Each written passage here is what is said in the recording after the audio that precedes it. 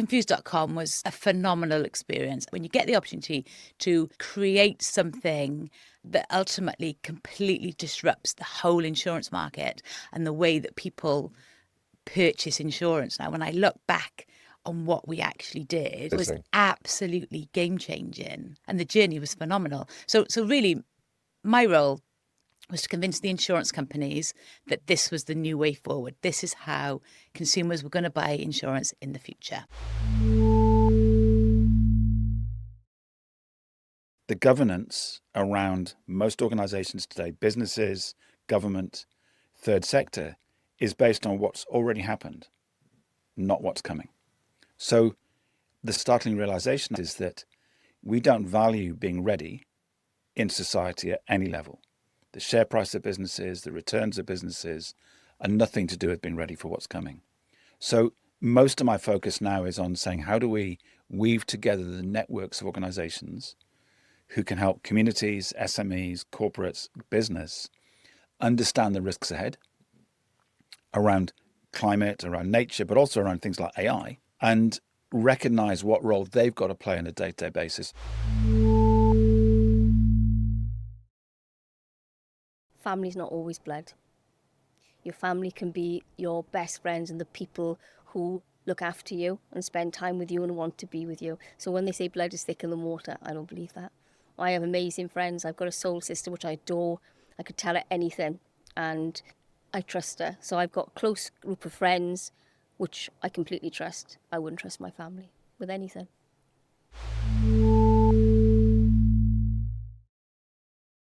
You've got a very distinct tattoo. Tell me about that.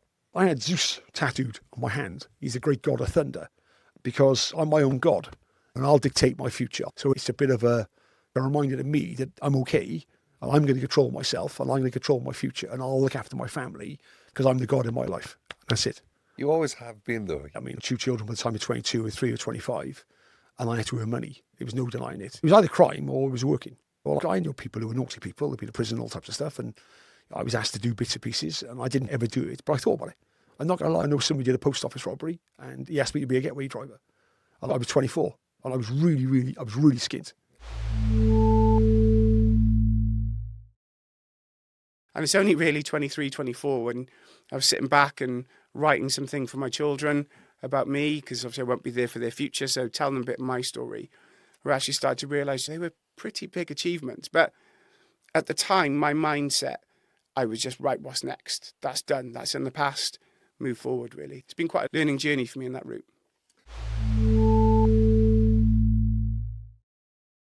Again, arrogance and cockiness, that's an absolute killer in business. The minute you start to think, hey, we're just going to do this and we'll kill them, we'll just be there and we'll win. When you see it in sports all the time, teams that are hungry come up and knock the obvious teams off their perch. And that's what you need to do in business. No matter how good you may be, you're always worried about tomorrow. And you should be, because things are changing. No competitor is sitting still.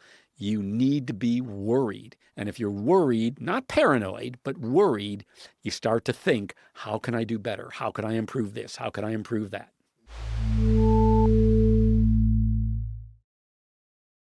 Honestly, I've worked with some leaders who are not nice, genuinely not nice, but I've seen how weak their leadership is as well and how limited the scope for changes in their leadership roles. Whereas I've worked with some other people who are just good people, fundamentally good people with the right values and the right attitude, and you can see how much more they achieve.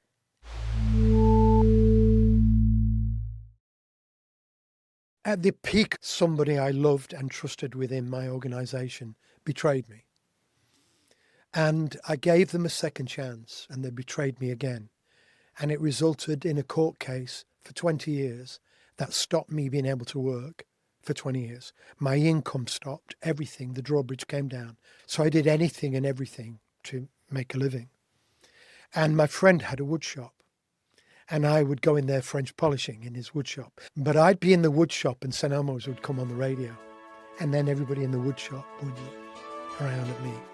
So that's a pretty big gulf.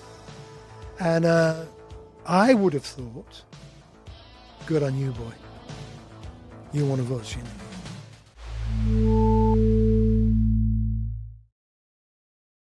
I always remember the worst days of my life were being told to stand up and read from a book, because I couldn't.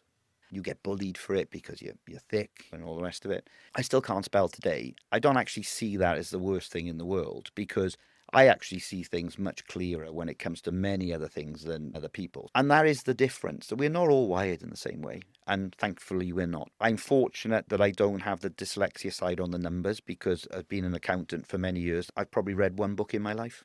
The brain working in this way, for me, has been far more beneficial than to be able to write literature. I think you've done all right. I think it's been okay. Men nowadays, we wear masks all the time. And I say to people, it's the people with the biggest houses, the nicest cars, the biggest smiles on their faces are struggling the most. Don't judge anyone. You're not going on behind closed doors. So I really struggled for years and years and years. And the first time I went to see anybody about my accident was 15 years later. I went to see a counsellor, and she was incredible. She wasn't what I was expecting at all. And after the first session, she said, I know what's wrong with you. And I said, what's that, PTSD and depression? And she goes, you probably got a bit of them as well. But no, she's grieving. And I said, grieving? I'm not dead. I'm standing here talking to you. And she goes, grief, all grief is the emotional reaction to the loss of any kind. And you're grieving loss of identity. And you're struggling with that. It's proven that if you get an ex-offender into employment within 72 hours of their release, you exponentially increase the chances of them not reoffending.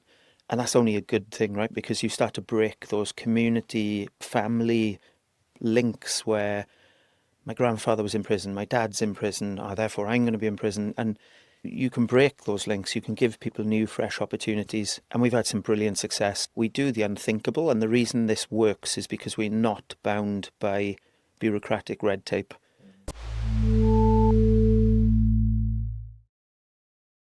Nowadays, I know, though, that what we had back then was a very, very deep sense of care for each other because of the situation we were in.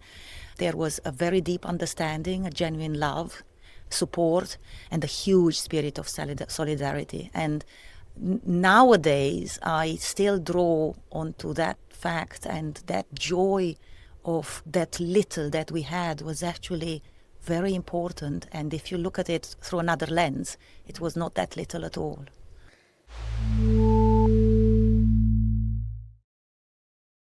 The conversation always gets best when somebody sticks a hand up and says, look, I feel safe in this room. Can I just tell you, I'm having this real issue with X, Y, and Z in my business. And everyone just leans in and they're like, I can help. I can connect you. I did this. Call me after. Do you want me to show you how we got through this problem? Founders are really willing to support, and nobody wants to see someone make the same mistake. Maybe if they're your direct competitor, but generally speaking, people want to see British entrepreneurs, young entrepreneurs, innovative products succeed. Over the years, we've had messages from people saying it's helped them rehabilitate from life-changing conditions. We've had emails from people saying, I was having IVF treatment for years and then I stopped, and because I feel more comfortable doing sofa singers each week, I've now got a young child who now joins them on screen. I mean, you just wouldn't believe the messages that we have. Wow. And that is the fuel that keeps driving us. So for all the TV and all the awards, actually what really motivates me and the team is just hearing that feedback from people. And what's beautiful is that people are still discovering it. And as long as people are still discovering it and have a need for it, then we'll continue to run the sessions.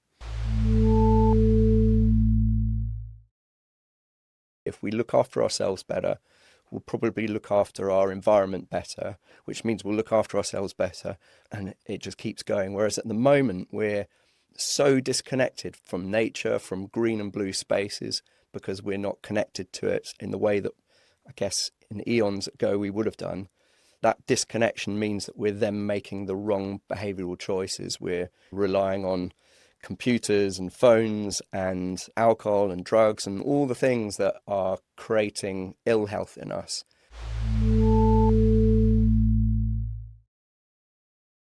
I think a maverick is someone who carries on regardless, doesn't listen to the people that aren't important to them, to the noise. I see a lot of bullying on social media, and I look at the whole Brooklyn Beckham situation, and you see all this terrible stuff and people piling in. I've had experience of it myself in my media days, and I don't think a maverick ever lets something like that get them down, because they know deep inside who they are. They know their values, they know their morals.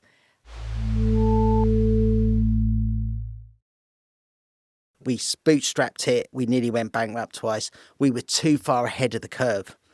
And then when the ONS came in, suddenly within 6 months it went like dominoes. And of course, it's typical first mover advantages. Yeah, and we yeah. were the experts, and we had it. Everything was coming at us.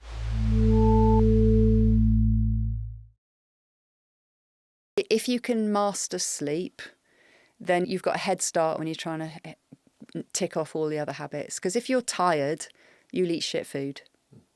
Because you're tired, you're hungry, you make poor decisions when you're tired, you don't have any energy, you're not as active. Fix your sleep so you're energized and you have that motivation. It's just a completely different day that you're going to have if you can master sleep.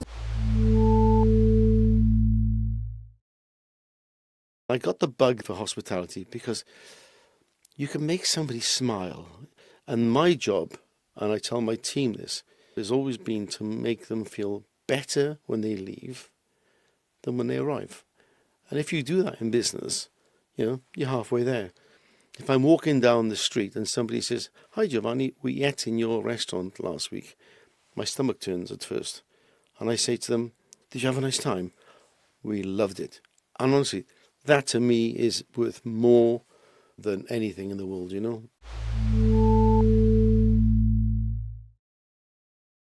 I'd rather hire good people than exceptional dickheads, as we call them.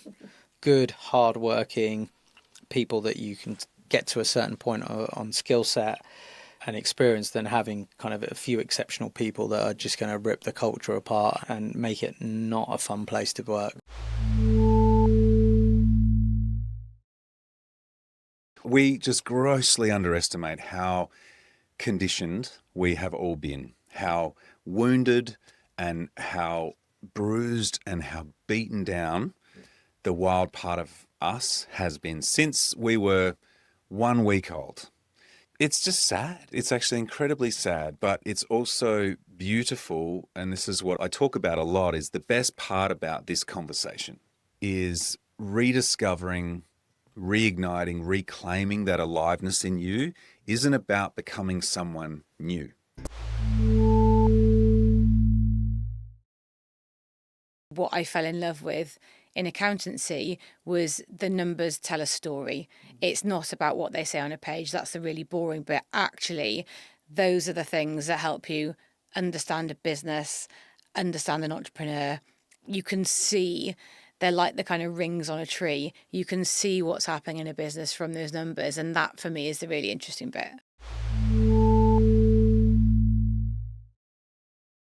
I think the CEO role, you're the CEO, I think the E stands for energy. Wow, that's a good one. Right? And I think if I have a book in me, and I'm not sure I have, Chief Energy Officer, and people immediately go to, oh, the energy you put out. And for me, it's much more than that level. It is being able to have the perception to manage the energy in the room, to understand what the energy of the room is, to understand the energy of the market.